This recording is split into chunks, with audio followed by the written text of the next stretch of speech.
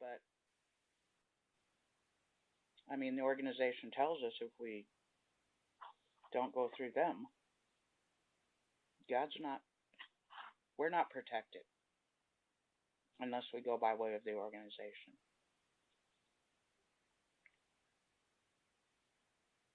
Well, the teachings of the organization is closer and closer and brighter towards Bible teaching. And that may be true, but in the characteristic of the God of the Bible being the same yesterday, today, and forever, as the light got brighter, if it was a can of Pepsi I'm looking at, the light getting brighter would confirm it's a can of Pepsi. And as the light got brighter and brighter, it would still be a can of Pepsi. And it wouldn't switch from a can of Pepsi to, I don't know, an Orange Crush. And then go back to a can of Pepsi, because that's not consistent. Well, and the organization wants us to think in that manner, and that's what they call Bible-based conscience. And that would be giving up my reasoning skills and buying into something that I know is inauthentic. And what the doctrines are isn't so much what I have a problem with. I have a problem with the leadership being so totalitarianistic, and the techniques that are used for these doctrines, and that you must believe, you must conform or be cast out. And if you're cast out, you are taught that you will be out of God's grace. When you die, you'll be cast into outer darkness. You won't make it through Armageddon. So these are fear tactics, Mom, to keep people in the organization and to do God's work. And what is God's work? To preach the gospel. God's gospel in the organization is to go out and recruit more members to preach God's work. And then those members go out and recruit more members to preach God's work, which is... That's not what I'm doing. But the membership is the way to God. Yes? The way to God is the way to God. Those are Bible principles, and the apostles said even that when you run into people that go by God's laws, not having known God's laws, they're still in harmony with God's laws. To every extent that they are already there, they're already there. Okay. You understand? And then, but then also too, the apostles, while Jesus was alive, and even later, the brotherhood that existed in governing body and such after Jesus died, they misunderstood when things were going to be. And they'd have it this way, and then they'd have it that way. And they really didn't understand. Many of them thought that within their lifetime, the second coming of Christ would come, and there'd be all this fulfillment of everything done. Yeah, and that's understandable. And so it even pointed out how that in their hearts, Christians always hurry in their hearts a lot of times the fulfillment of prophecy because they want it to be and they love it, and they simply want the fulfillment of, like, the Lord's Prayer. They want it all done. They want that. Yeah, because that's a wonderful cause. That's a wonderful cause to be part of God's purpose. And again, it's not the doctrines that I have so much theological disagreement with. It's the techniques that are used to have the members believe in the manner that they believe. It's from these people that are a governing body whom they say they're anointed by the Holy Spirit, and that's how they're picked. But in actuality, if you ever read Ray Franz's book, Crisis of Conscience, he'll let you know that it was a voting system amongst themselves. They voted whoever in. You know, it was. It's amazing, the book Crisis of Conscience. It would be quite eye-opening to read that book. But I know you're not allowed to read it, so. But I do have a PDF of it if you ever do want to read it. But I know you're not allowed to. I'm sorry. What? I know you're not allowed to. So again, that's just so not cool to me, because I can go on Yelp, I can go on Google, and I can read reviews from people that have gone to certain locations or became, involved in certain groups. But according to this governing body, you're not allowed to read a review by Ray Franz. Well, that's very destructive. I don't know about that. I don't know. Yeah, you do know about that, Mom. What I do know is there's a lot of personal freedom that I have. Can I send you the PDF of? That's just the point. I don't always have interest in some of these. Raymond Franz was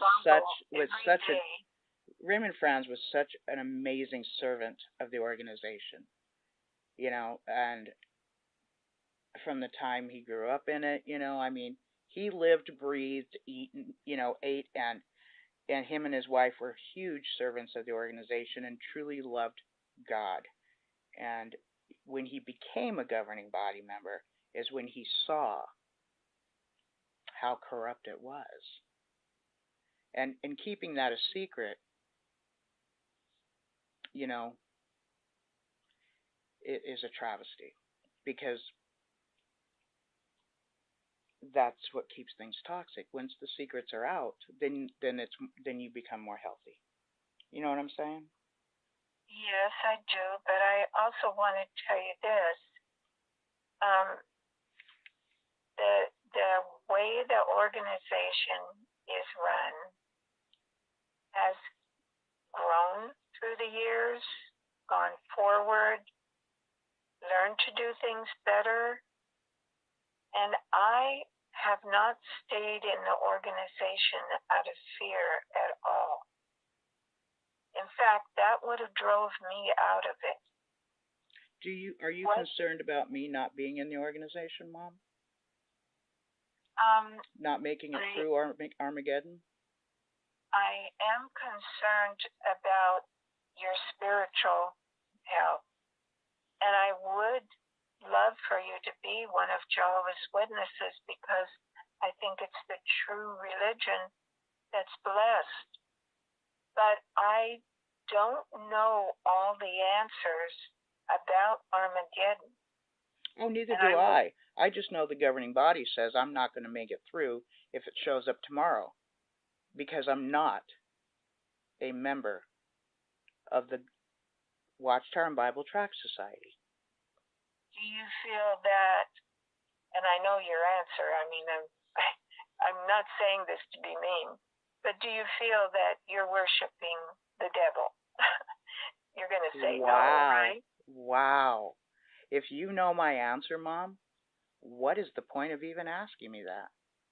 Well, see, that's the point, is that I think that we might be surprised who makes it through Armageddon if we live in the time of Armageddon. Because I don't think what you've been taught, Mom, is that anybody who is not a Jehovah's Witness is basically of the devil. Yes? Well, I don't believe that. Okay. What did you base your question to me on? Where did that even come from? The point that I'm saying is this, is that when I told you that part where the apostles said that when you run into people who already go by God's laws, and though they don't know God's laws, they are in harmony with God. You understand that? Yeah. That's the point I'm trying to make. I don't know. Now, let me give an example, and I'm not sure I'm good at this, so bear with me. You are good at this, Mom. No, I'm not. And they're going into Give the yourself promised much land. more credit than right? this. Okay. And that's Old Testament. He told them to do it this way and to do it that way.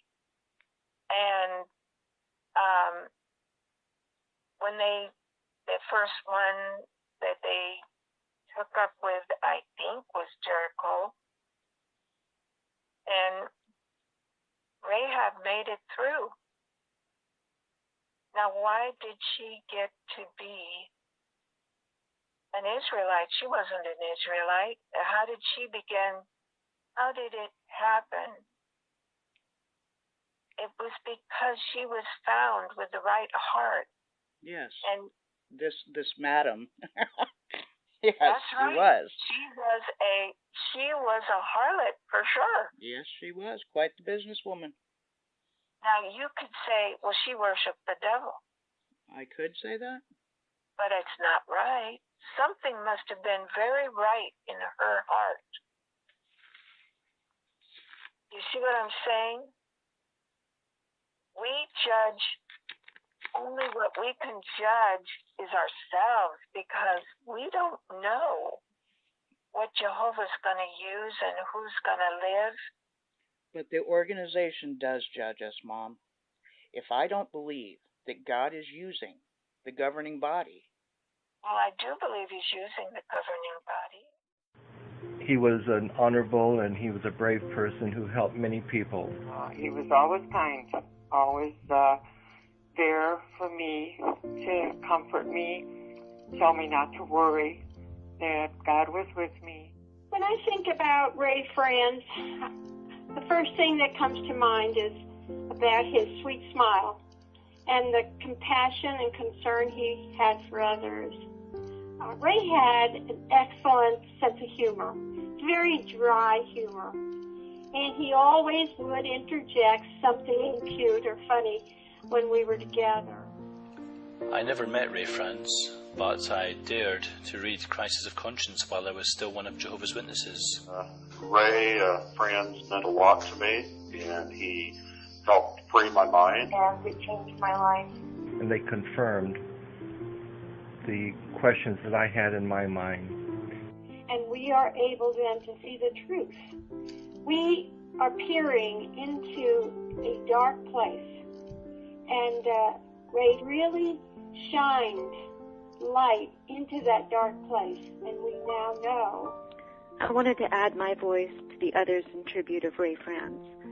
He was a true man of integrity who, when he realized all was not well in the WatchTower Society, had the courage to speak up, even though it meant at the age of about 60 years old, he had to leave a life as a leader of a multi-million-dollar corporation, where he would have had adoration, security, and comfort for the rest of his life, to live in a borrowed trailer with no social security income, no marketable skills, and with only a handful of true friends.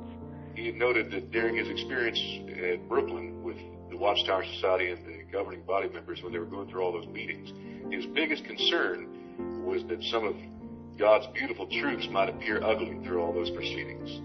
And I just thought the man had pure motives.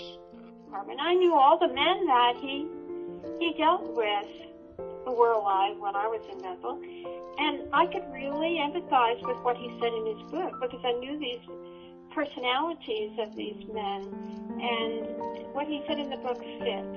Thank you, Ray, for your sincerity, your humanity, and your courage to act. So Ray has been there for me 25 years, always there to help me, to guide me, to give me hints as to what the society might do, never bashing the society or anything like that, but always humbly helping me to be able to help others to find the truth that is in Christ and not an organization.